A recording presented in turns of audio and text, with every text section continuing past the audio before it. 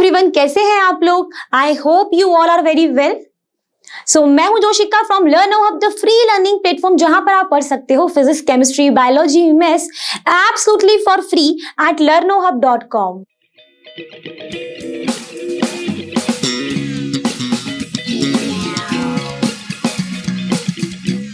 So welcome to the previous year question paper solution series. So today we are going to discuss about the CBSE Physics Board paper year है 2019, and today we are going to discuss the set 2 in which we covered all the subsets of the set 2 like 1, 2, 3, but we are going to discuss those questions in the subsets which are different from that previous subset. Okay, तो get set ready and जल्दी से करते हैं हम अपने previous year question paper solution series की starting. तो चलिए बात करते हैं क्वेश्चन नंबर 1 की according to the set 2 subset 2। ठीक है, सबसेट 2 का ये फर्स्ट क्वेश्चन आया था जो कि कैरी करता है 1 मार्क्स, जिसमें पूछा था, बहुत ही सिंपल था कि right the relation of the for the force acting on a charged particle Q moving with a velocity V in the presence of magnetic field B। ठीक है, आपको यहाँ पे नहीं बताइए कौन सा फोर्स है जिसने बोला था कि force acting on a charged particle, जो कि जिसमें चार्ज है Q, जिसकी वेलोसिटी आपको दी है V और वो मूव कर रहा है मैग्नेटिक फील्ड के अलोंग। That is your Lorentz force formula. What is that? F is equal to Q V cross B। कुछ याद आया? Where Q is the charge, V is the velocity, B is the magnetic field, और इसको open करोगे तो क्या हो जाता है? QVB sin theta. अब तो याद आ गया होगा, बस आपको ये एक्सप्रेशन लिखना है। Where Q is the charge, V is the velocity, B is the magnetic field, theta is the angle between the velocity and the magnetic field, and that's all। चलो मूव करते हैं नेक्स्ट क्वेश्चन पर। तो चलिए बात करते हैं question number 16 की, जो कि कैरी करता है आपका 3 मार्क्स। ठीक है, इसमें बोला गया है कि what is the reason to operate photodiodes in reverse bias. A PN photodiode is fabricated with a semiconductor, जिसका आपको बैंड गैप गिवन है, जिसकी रेंज भी आपको दी गई है। दैट इजी आपको कितना दिया है? This one. Calculate the range of the wavelength आपको निकालना है। चलो ठीक है, अब फोटोडायोड को रिवर्स बायस में ऑपरेट करने वाला जो ये क्वेश्चन है, दैट इज मेरे ख्याल से हर बार रिपीट हो रहा है, तो ये आपको आई थिंक अभी तक तो पता चल ही गया होगा। तो मैंने सिर्फ आंसर लिख दिया है, आपको आंसर आप रीड कर सकते हो। that photodiode is operated in reverse bias because the fractional change of the minority carriers due to the incident light, जो incident light आती है, होता कैसा है? ऐसा होता है कुछ, ये ना भैया पीएन जंक्शन, यहाँ पर इंसिडेंट लाइट आती है, ये रिवर्स बाइस में ऑपरेट होता है, इस तरीके से बनता है। तो यहाँ पर जो फ्रैक्शनल चेंज होता है ना, जो माइनॉरिटी कैरियर्स का, इसमें कौन से माइनॉरिटी कैरियर्स है? इलेक्ट्रॉन। इसमें कौन से होते हैं? Holes. Minority carriers, not majority. That is much more than the majority charge carriers in forward biased, and this charge in reverse bias current is more easily measurable। यहां पर हम micro ampere तक देख लेते हैं, है ना। फिर बात करते हैं नेक्स्ट पोर्शन की, जिसमें आपके पास EG आपको दिया गया है। तो फर्स्ट हम ले लेते हैं EG is equal to 2.5 electron volt, और you can say 2.5 into 1.6 into 10⁻⁻19 joule. And you know the relation between the energy and the wavelength, that is E is equal to energy of photon, ऐसे upon lambda, where E is this one। ठीक है, तो आप इसको EG लिख लो। अगर आप इसको चाहो तो E लिख लो, यहाँ पर EG मत लिखो। तो E ये हो गया। फिर यहाँ से लैम्डा इक्वल टू क्या हो जाएगा? HC upon E, where H is Planck's constant, which the value of Planck's constant is 6.63 into 10⁻⁻34 multiply 3 into 10⁻8 upon 2.5 into 1.6 into 10⁻⁻19। आप इसको सॉल्व करोगे, आपको लैम्डा की जो वैल्यू है वो मिलेगी 444 इंटू 10⁻⁹ मीटर। ठीक है, अब दूसरी कंडीशन ले लो। E की वैल्यू अब कितनी ले सकते हो आप? 2.8 इलेक्ट्रॉन वोल्ट। इसको भी कन्वर्ट कर लोगे जूल में, तो यहाँ से जो H है वो HC upon lambda is equal to E, and यहाँ से आप बताओगे कि लैम्डा हो जाएगा आपका 6.63 into 10⁻⁻34 into 10⁸ upon 2.8 into 1.6 into 10⁻⁻19। इसको भी सॉल्व करोगे तो आपको जो आंसर मिलने वाला है That is 497 into 10 to the power minus 9 मीटर. आप लिख सकते हो 444 nanometer for the first one and the second one 497 nanometer. ठीक है, तो आपने यहाँ पर वेवलेंथ भी बता दोगे रेडिएशंस की. आप इसको पूरे अच्छे से लिख देना, डायग्राम भी बना सकते हो एंड यहाँ पर बस मेंशन करके लिखना where H is this one, C is this one, lambda is this one. ठीक है, एंड आपके दोनों केस में लैम्डा की वैल्यू आई. यहीं पर आपका ये क्वेश्चन सॉल्व हो जाएगा एंड मूव करते हैं नेक्स्ट वन पर. तो चलिए बात करते हैं क्वेश्चन नंबर 1 की, जो कि आया था हमारा सेट 2 के सबसेट 3 में.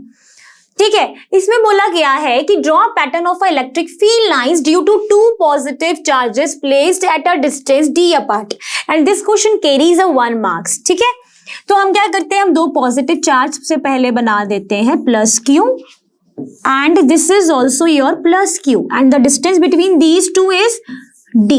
अब हमें क्या ड्रॉ करना है, इनकी इलेक्ट्रिक फील्ड लाइंस ड्रॉ करनी है. अब हम क्या जानते हैं कि जो हमारा पॉजिटिव चार्ज होता है उसके कारण जो हमारी इलेक्ट्रिक फील्ड लाइंस बनती है that is away from the charge. तो कुछ इस तरीके से होंगी. Similarly for this one also, ये भी अवे होंगी. तो इस तरीके का हमारा कुछ फिगर बनेगा इस केस में जहां पर 2 पॉजिटिव चार्जेस लिए गए हैं जो कि d डिस्टेंस पर रखे हुए हैं. तो उनकी इलेक्ट्रिक फील्ड लाइंस इस तरीके की ड्रॉ होंगी. तो यहीं पर आपका ये क्वेश्चन होगा फिनिश, जहां पर ये कैरी कर रहा है 1 मार्क्स. अब हम मूव करेंगे जो नेक्स्ट डिफरेंट क्वेश्चन आया था सबसेट 3 में सेट 2 के. तो चलिए बात करते हैं question number 13. According to the set 2 subset 3, इसके ए पार्ट में पूछा गया है कि draw the energy level diagram for the line spectra representing the Lyman series and the Balmer series in the spectrum of hydrogen atom. ठीक है, तो यहाँ पर हमें लाइन स्पेक्ट्रा ड्रॉ करना है. हाइड्रोजन आइटम में ग्राउंड स्टेट पर होगा n=1, जहां पर एनर्जी कितनी होती है -13.6 होती है. सब जानते हैं इसके बारे में. तो हमने क्या करा है, हमने y एक्सिस पे ड्रॉ करा है एनर्जी लेवल इलेक्ट्रॉन वोल्ट में. नीचे हमारी है स्टेट्स, ग्राउंड स्टेट हमने रिप्रेजेंट किया है. ठीक है, तो n=1 पर हाइड्रोजन आइटम के लिए जो हमारा एनर्जी रहता है वो रहता है -13.6 electron volt. For n=2 it is -3.4 electron volt. For n=3 -1.51 electron volt. n=4 पर है -0.85 इलेक्ट्रॉन वोल्ट एंड n=5 पर है -0.54 electron volt. In the case of a Lyman series then क्या होगा कि जो भी अपना हाइड्रोजन आइटम है उसको कौन सी स्टेट पर आना होगा, n=1 स्टेट पर आना होगा. From n to n=1, n से कह सकते हो n=1 तक. फॉर द बामर सीरीज उसको आना होगा 2 पर. ठीक है, तो अब ग्राउंड पर आने के लिए या तो 2 भी आ सकता है, 3 लाइन स्पेक्ट्रा ड्रॉ करना है ना, तो कुछ इस तरीके का ही बनेगा. तो ये वाला लाइन स्पेक्ट्रा आपका कहलाएगा किसके लिए, लाइमन सीरीज के लिए. और लाइमन सीरीज हमारी ऑपरेट होती है किस रीजन में होती है, अल्ट्रा वायलेट रीजन में होती है. ठीक है, जहां पर आप n=नंबर ऑफ स्टेट से कहां पर आओगे, ग्राउंड स्टेट पर आओगे. ठीक है, बामर में क्या होगा, n=2 पर आओगे. तो 3 वाला आ सकता है 2 पे, क्या 1 वाला 2 पर नहीं, ऊपर से नीचे आना है. ये हो जाएगा एंड ये हो जाएगा. सो this is your बामर series line spectra of hydrogen item. और बामर सीरीज हमारी ऑपरेट होती है विजिबल रीजन में. ठीक है, तो हमने ये फिगर बनाना है और ये कैरी करेगा यहाँ पर, क्योंकि इसमें ये ए एंड एक और पार्ट है जिसको मिला के आपके कैरी करेंगे 2 मार्क्स. डन.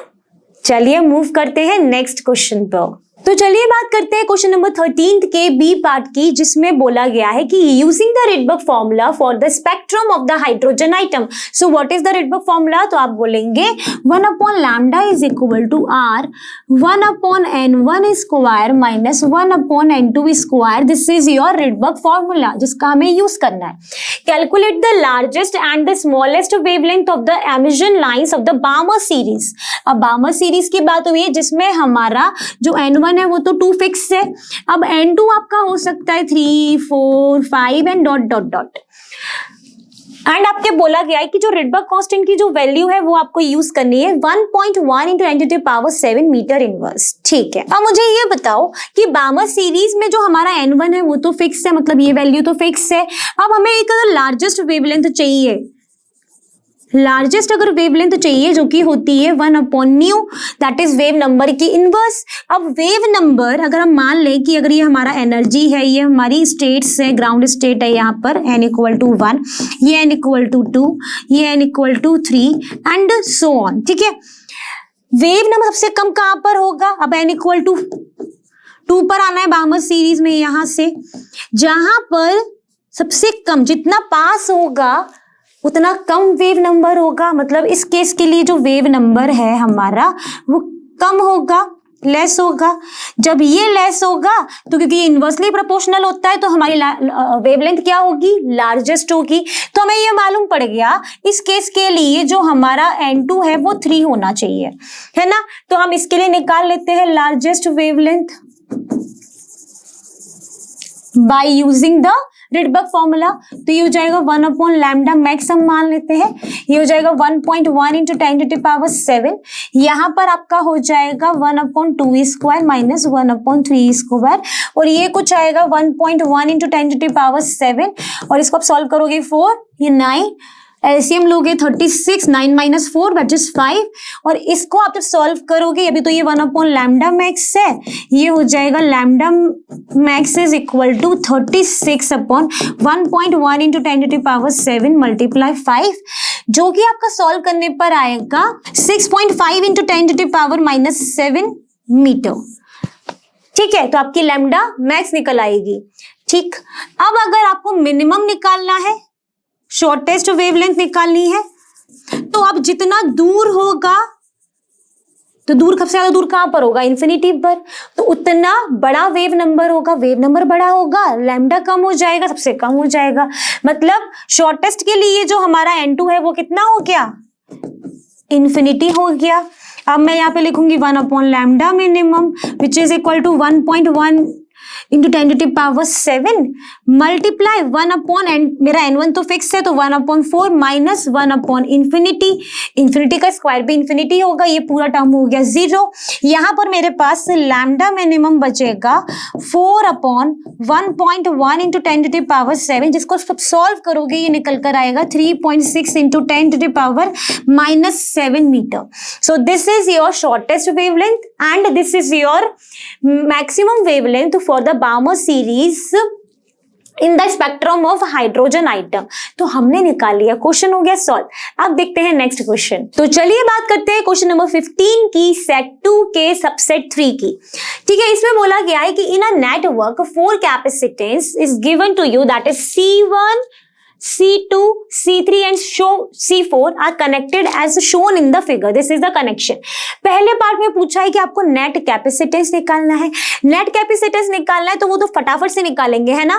कैसे? हमें दिख रहा है कि जो ये C1 एंड C2 जो है वो क्या है? पैरेलल में है। जब वो पैरेलल में है तो इनका जो नेट कैपेसिटेंस है वो कितना होगा? इसको मैं मान लेती हूँ इनके नेट कैपेसिटेंस को लाइक C'। ठीक है, ये कितना निकल कर आएगा?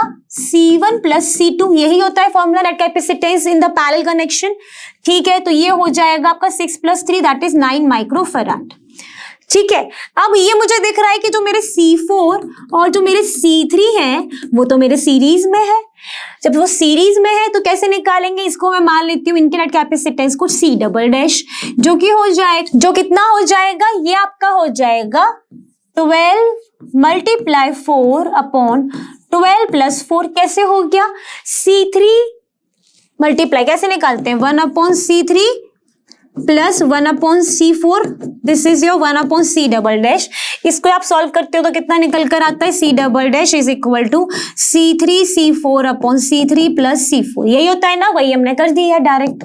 कितना हो जाएगा? 12 × 4/16, 4 जा, ये हो गया 3। कितना हो गया इनका? 3 माइक्रोफैराड। अब सर्किट कैसा बन जाएगा हमारा?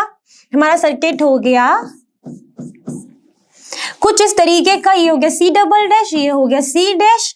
आपको भी नेट कैपेसिटेंस निकालना है, इसलिए मैं बैटरी वाले पोर्शन को अभी देख ही नहीं रही हूं, मेरा एम है इसका नेट कैपेसिटेंस निकालना। अब अगर मैं सी इक्विवेलेंट निकालूंगी तो क्या होगा, सी डैश, क्योंकि सीरीज में आ गए, multiply C double dash upon C dash plus C double dash, क्योंकि सीरीज में है। फॉर्मूला किस तरीके का होगा, इस तरीके का होगा, है ना। चलो अब कितना है, सी डैश कितना है मेरा, सी डैश है मेरा 9, ये कितना है 3, 9 plus 3 which is 9 multiply 3 upon 12, ये हो जाएगा 4। तो ये आपका आ गया 9/4 microfarad is your net capacitance of this circuit. ठीक, कोई दिक्कत नहीं ना। आपको पता क्या होना चाहिए, सीरीज में कैसे निकालते हैं नेट कैपेसिटेंस, पैरेलल में कैसे निकालते हैं। सीरीज में नॉर्मली कनेक्ट हो जाते हैं, पैरेलल में उनके इनवर्स करके हम ऐड करते हैं। ठीक है, चलो यहां पर हमारा ये ए पोर्शन हो गया सॉल्व। अब देखते हैं इसका बी पोर्शन। तो चलिए बात करते हैं इसके बी पोर्शन की, जिसमें बोला है कि if the charge on the capacitor C1 is given to you that is 6 microcoulomb, then calculate the charge on the capacitor C3 and C4। ठीक है, हम जानते क्या है, हमने जानता है कि कैपेसिटर में जो चार्ज का फॉर्मूला होता है that is Q equal to CV, है ना। ठीक है, अब हमें इन दोनों के ऊपर अगर चार्ज निकालना है तो हमारा फॉर्मूला क्या हो जाएगा, Q is equal to C net V। इस वाले से हमें क्या करना है ना। जब C नेट हमारे पास ऑलरेडी गिवन है, कितना है भाई C नेट, कितना निकल कर आया था हमारा 9/4 माइक्रोफेराड मल्टीप्लाई V कितना है हमारे पास 8V, कितना हो जाएगा ये 2, कैलकुलेट होकर होगा 18 माइक्रोकूलम। किस में आ गया ये हमारा charge, in C3 and C4 पर मिला के जो हमारा चार्ज है वो है हमारा 80 माइक्रोकूलम। ठीक, फिर क्या पूछा है कि नेट एनर्जी स्टोर्ड आपको निकालनी है C3 एंड C4 में जब ये कनेक्टेड है सीरीज में। ठीक है, एनर्जी का फॉर्मूला क्या होता है, Q square upon C 2C which is Q कितना आ गया आपके पास 18 स्क्वायर अपॉन 2 मल्टीप्लाई, ये सीरीज में जब कनेक्टेड है तो ये कितने निकल कर आएगा, आप मुझे बताया था पहले हम निकाल चुके हैं, कितना आएगा 3 माइक्रोफराड। तो 3 into 10⁻⁻6, 18 multiply 18 upon 2 into 3 into 8 to 10⁻⁻6, 9 जा। अब हम जब मल्टीप्लाई करेंगे, किसका मल्टीप्लाई करना है, 18 मल्टीप्लाई 3 करना है, कितना आएगा बच्चों 54 आएगा। तो आपका एनर्जी कितनी आ गई, जब ये दोनों सीरीज में कनेक्टेड है तो कितनी एनर्जी स्टोर हो रही है 54 मल्टीप्लाई 10⁻6 जूल। यहीं पर हो गया है आपका आंसर पूरा फिनिश, कोई दिक्कत नहीं। हमने इजीली कैलकुलेट कर लिया है, सीरीज में जो कैपेसिटेंस था वो करा।